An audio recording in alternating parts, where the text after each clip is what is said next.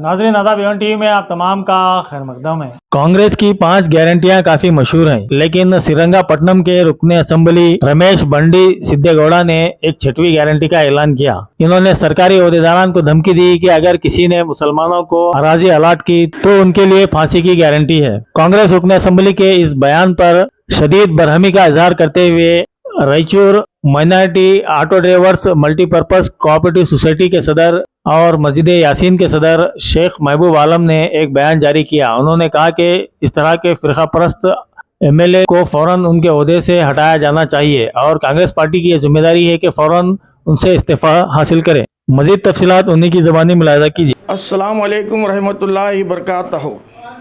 मैं अपने एक छोटे शहर से शहरान रायचूर के नौजवानों को कुछ बोलना चाह रहा हूँ, आप गौर से समात फरमाइए। शेख महबूब आलम मेरा नाम है।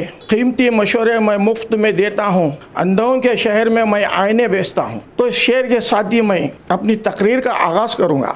40 साल से मैं कांग्रेस पार्टी में एक वर्कर के हैसियत से काम कर रहा हूँ, कार्यकर्ता यानी कि एक वर्कर। तो मैं समझता था कि बीजेपी और आरएसएस वालों ने मुसलमानों के खिलाफ नफरत करते हैं। तो 3 दिन पहले श्रीरंगपट्टनम का एमएलए रमेश बंडी सिद्धेगौड़ा वहाँ का एमएलए बोलता है कि मुसलमानों के खिलाफ तहसील ऑफिस को जाकर यानी कि कुछ वहाँ के मुसलमान ज़मीन के लिए या तहसीलदार को या किसी को गवर्नमेंट की ज़मीन है तो उसको दरख्वास्त देना पड़ता है। कुछ ज़मीन के सिलसिले में दरख्वास्त दिए तो एमएलए वहाँ तहसीलदार को जाके ऑफिसरों को डराता है कि मुसलमानों का काम करेंगे तो आपको गारंटी फांसी होंगी। आपको फांसी की गारंटी दे रहा हूँ, मुसलमानों का काम नहीं करना। ये कौन बोल रहा है? कांग्रेस पार्टी का एमएलए रंगपट्टनम का बंडी सिद्धेगौड़ा रमेश बंडी सिद्धेगौड़ा का एमएलए का बयान है। यानी कि ऑफिसरों को धमकी दे रहा है कि मुसलमानों का कोई भी काम करे तो आपको फांसी गारंटी। तो अफसोस की बात यह है 5 गारंटी हमारे कांग्रेस पार्टी के चल रहे हैं, तो ये 6वीं गारंटी मुसलमानों की नफरत, 6वीं गारंटी।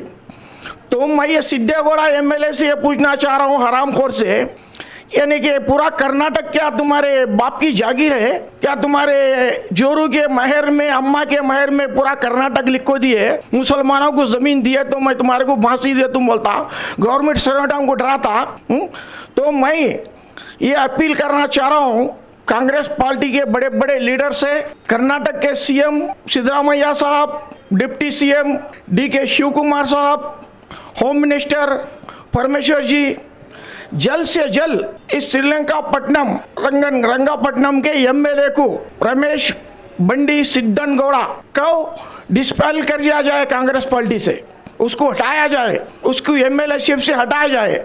जब भी हम समझेंगे मुसलमान हमारी कांग्रेस पार्टी सेकुलर है, तो सेकुलर के नाम से कांग्रेस पार्टी कर्नाटक में मशहूर है।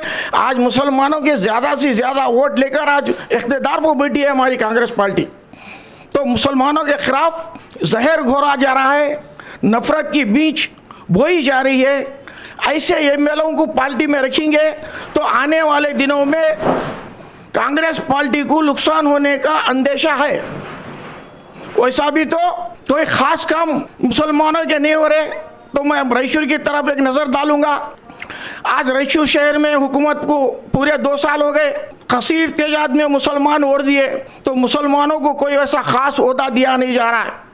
मुसलमानों का काम है पार्टी हमारी, काम करो, वोट डालो, घर को चले जाओ। जो डबल गेम खेलते हैं हमारी पार्टी में, कांग्रेस पार्टी में, इधर एक हाथ उधर एक हाथ रखकर, ऐसे लोगों को खरीद लिया जाता है, उनको काम दिया जाता है। जो ईमानदारी से पार्टी के लिए 30 साल 40 साल से काम कर रहे हैं, मेहनत कर रहे हैं, उन लोगों को दूर रखा गया है। तो रायचूर के कांग्रेस पार्टी के भी बड़े लीडर्स हैं, बोसराज साहब है, रवि बोसराज है, डिप्टी एमएलए शालम साहब है। इन लोगों को भी रायचूर के नौजवान बच्चों के बारे में, मुसलमानों के बारे में सोचना चाहिए। आज तक कोई ऐसा बड़ा ओहदा मुसलमानों को पार्टी के अंदर नहीं दिया गया, तो ये लोगों भी गौर करो जरा, मुसलमानों के खिलाफ, मुसलमानों के फायदे का काम करो। यानी कि मुसलमानों का हाल ऐसा हो गया, वोट हमारा, राज तुम्हारा। फिर एक बार मैं कर्नाटक के सिद्धरामैया जी, DK शिव कुमार साहब, परमेश्वर जी, जितने भी कर्नाटक के बड़े ओहदेदार हैं, मैं अपील कर रहा हूं आपसे, गुजारिश कर रहा हूं कि ये रमेश बंडी सिद्धा गौड़ा को जल्द से जल्द उसकी MLA-शिप से बर्खास्त किया जाए। जय हिंद, जय कर्नाटक। ಹತ್ರ ಬಂದಿದ್ದು ಈಗಂತೂ ಸದ್ಯಕ್ಕೆ ದರಖಾಸ್ತಲ್ಲಿ ಮಂಜೂರಾತಿ ಮಾಡೋಕ್ಕಾಗಲ್ಲ. ನಿಮಗೂ ಗೊತ್ತು, ನನಗೂ ಗೊತ್ತು. ಉಳ್ಕಂದ್ರೆ ಸರ್ಕಾರ ಉಳ್ಕೋಬೇಕು. ಯಾವನಾರ ಸಾಹೇಬರಿಗೆ ಮಾಡಿದ್ರೆ ಯಾವನ್ ಮಾಡಿರ್ತೀರಿ ಅವನಿಗೆ ಜ್ಞಾನ ಹಾಕೋದು ಗ್ಯಾರಂಟಿ. ಇವತ್ತು ಇಷ್ಟು ಜನ ಹಿಂಗಡೆ ಹೇಳಿದ್ರೆ ಹುಷಾರು, ತುಂಬ ಜಾಸ್ತಿ ಆಗಿವೆ. ಇನ್ಮೇಲೆ ನಿಮ್ಮ ತಹಸೀಲ್ದಾರ್ ಮಿನಿಬ್ರ ಮೇಲೆ ಯಾವನ್ ಅಳತೆ ಮಾಡ್ತಾನೆ, ಯಾವನ್ ಮಾಡ್ತಾನೆ, ಯಾವನ್ ಸರ್ವೆ ಅವ್ನು ಕೇಳು. ಯಾರು ಜಮೀನು ಉಳ್ತಾ ಇದ್ರು ನನ್ನ ಹತ್ರ ಬಂದಿದ್ದು. ಈಗಂತೂ ಸದ್ಯಕ್ಕೆ ದರಖಾಸ್ತಲ್ಲಿ ಮಂಜೂರಾತಿ ಮಾಡೋಕ್ಕಾಗಲ್ಲ. ನಿಮಗೂ ಗೊತ್ತು, ನನಗೂ ಗೊತ್ತು.